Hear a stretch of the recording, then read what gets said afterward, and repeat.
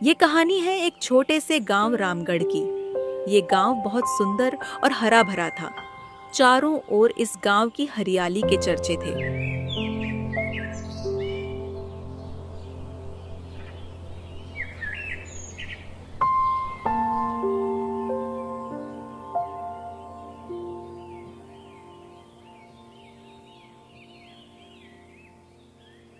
इसी गांव में रामलाल नाम का एक गरीब किसान रहता था।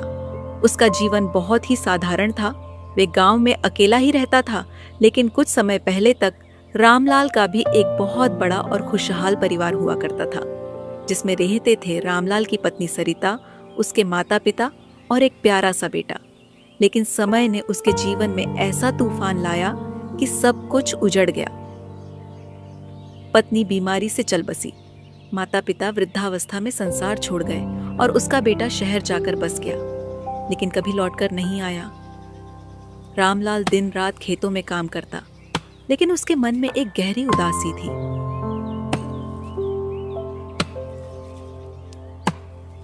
खेत में हल चलाते समय उसका दिल भारी हो जाता।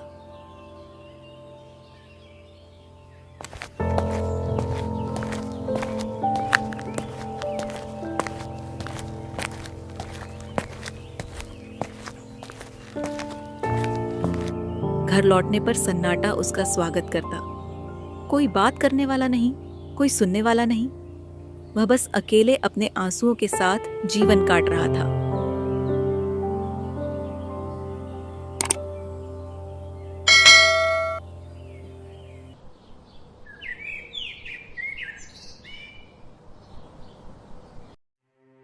हे भगवान, मेरे अपनों को तो तुमने मुझसे छीन ही लिया है, लेकिन मुझे यहाँ अकेला क्यों छोड़ दिया है?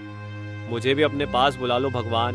मैं यहाँ अकेला नहीं रह पा रहा हूँ। मेरा इस दुनिया में कोई भी नहीं है, न कोई मुझसे बात करने वाला, न ही सुनने वाला। कोई भी नहीं है मेरे पास। मुझे सबकी बहुत याद आती है भगवान। मुझे भी अपने पास बुला लो, मुझे मेरे अपनों से मिलवा दो भगवान।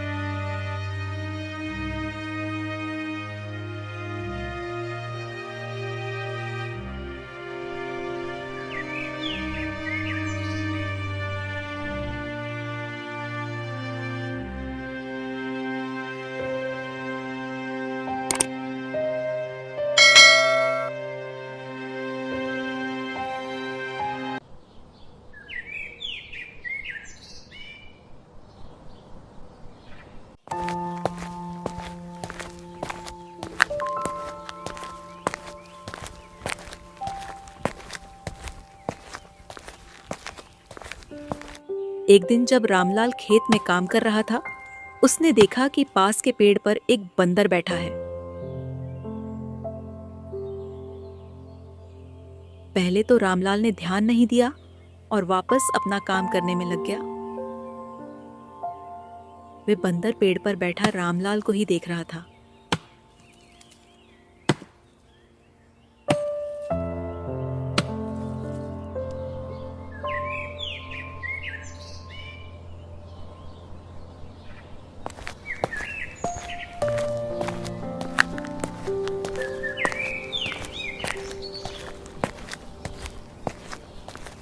अब वह बंदर रोज रामलाल के खेत पर आने लगा।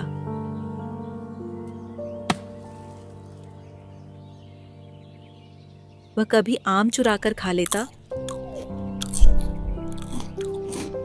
कभी पेड़ पर उछलता कूदता वे सारा दिन वहीं शरारत करता रहता था। शुरू में रामलाल को गुस्सा आया, लेकिन धीरे धीरे वह बंदर उसे अच्छा लगने लगा।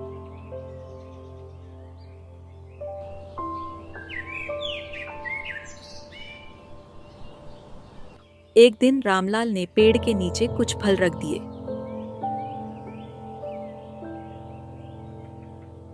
बंदर ने पहले शंका से देखा, लेकिन फिर धीरे धीरे आकर फल खा लिया।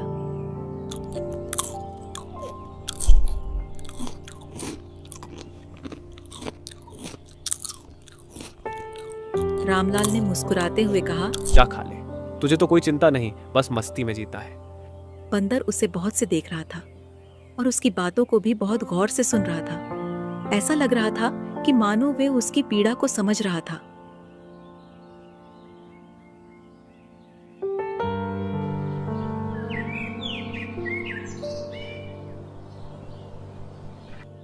अब वे बंदर रोज वहां आने लगा। वह रामलाल के कंधे पर बैठ जाता और उसकी बाह पकड़कर झूलता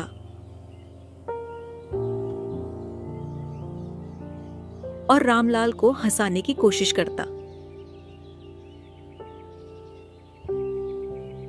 रामलाल ने उसे मोती नाम दे दिया। धीरे धीरे मोती उसकी जिंदगी का हिस्सा बन गया। रामलाल उससे बातें करता, अपने दिल की बात कहता और मोती मानो सब कुछ समझता। मोती, तुम्हें पता है मेरा इस दुनिया में कोई नहीं है, सब मुझे छोड़ कर चले गए।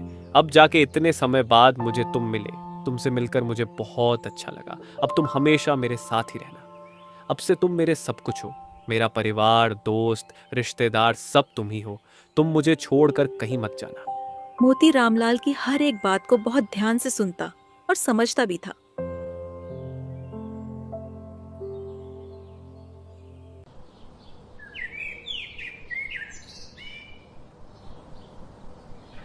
गांव के लोग पहले तो रामलाल के ऊपर हंसते थे। सभी कहते थे कि रामलाल पागल हो गया है, एक बंदर से बातें करता है, और सभी उसका मजाक बनाते थे। लेकिन रामलाल को किसी की बातों से कोई फर्क नहीं पड़ता था। धीरे धीरे समय बीता। सभी गांव वालों ने देखा कि रामलाल फिर से मुस्कुराने लगा है। उसके चेहरे पर फिर से जीवन की रोशनी आ गई है। रामलाल का जीवन आसान नहीं था। बारिश का मौसम आया तो खेत डूब गए, फसलें बर्बाद हो गईं। रामलाल के पास खाने तक को कुछ नहीं था, लेकिन मोती उसके साथ था। वह कभी जंगल से जंगली फल लाता, कभी उसके साथ बैठकर भूखा ही रह जाता। देखते ही देखते उन दोनों में बहुत गहरी मित्रता हो गई।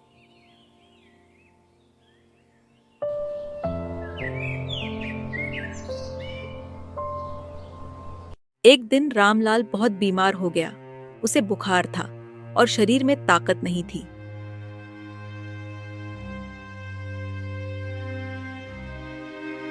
मोती गांव के एक बच्चे के हाथ में एक पत्री बांधकर वैद्य के पास भेजा। जब वैद्य ने उस बच्चे से पूछा कि तुम्हें किसने भेजा है, तो उस बच्चे ने उसे सारी बातें बताई। वैद्य ये सुनकर काफी हैरान हो गया कि एक बंदर यह काम कर सकता है।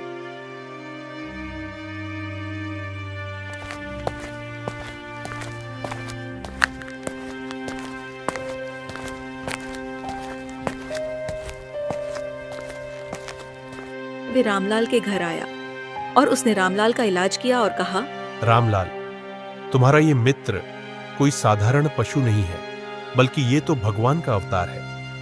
आज के समय में ऐसे मित्र मिलना बहुत मुश्किल है।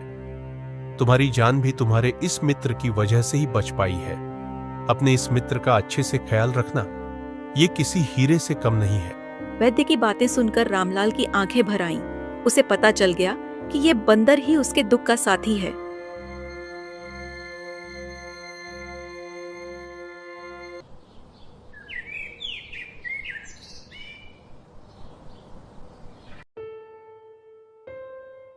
एक रात कुछ चोर रामलाल के घर चोरी करने आए।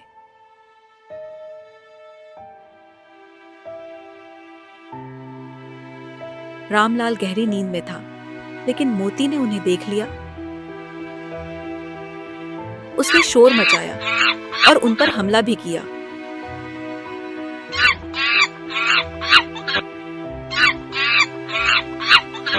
चोर डरकर भाग गए, लेकिन मोती घायल हो गया। रामलाल जब जागा और देखा कि मोती लहूलुहान है, तो उसकी आंखों से आंसू बह निकले।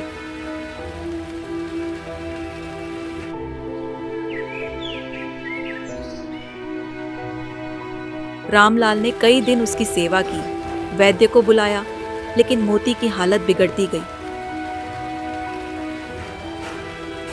जाते जाते मोती ने रामलाल का चेहरा देखा, जैसे कह रहा हो कि तुम अकेले नहीं हो, मैं हमेशा तुम्हारे साथ हूं।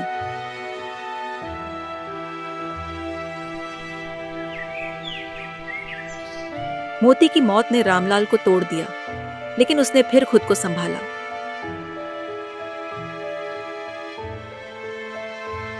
उसने मोती की एक छोटी सी समाधि अपने खेत के पास बनवाई और हर रोज वहां दीपक जलाने लगा।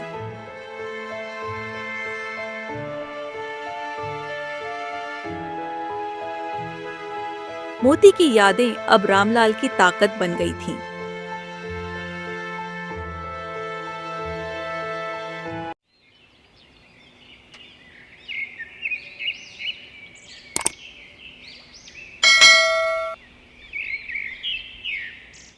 वह फिर से खेत में मेहनत करने लगा। उसकी फसल अच्छी हुई।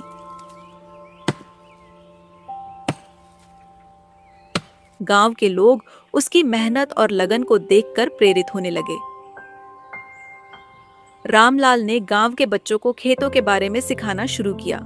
वह कहता, जीवन में अगर एक सच्चा साथी मिल जाए, चाहे वो इंसान हो या जानवर, तो दुख आधे हो जाते हैं। कई वर्षों बाद जब रामलाल ने अपनी आखिरी सांस ली, तो उसकी आंखों में सुकून था। गांव वालों ने उसकी समाधि के पास मोती की मूर्ति भी बनवाई और एक छोटा सा स्मारक बनाया। दुख का साथी, यह कहानी हमें सिखाती है कि सच्ची दोस्ती जात पात, भाषा, रंग रूप या प्रजाति देखकर नहीं की जाती। एक अकेला किसान और एक नटखट बंदर एक दूसरे का जीवन संवार सकते हैं, तो हम भी दूसरों के दुख में उनका साथी बन सकते हैं। जीवन में अगर कोई मोती जैसा सच्चा मित्र मिल जाए, तो हर दर्द सहना आसान हो जाता है।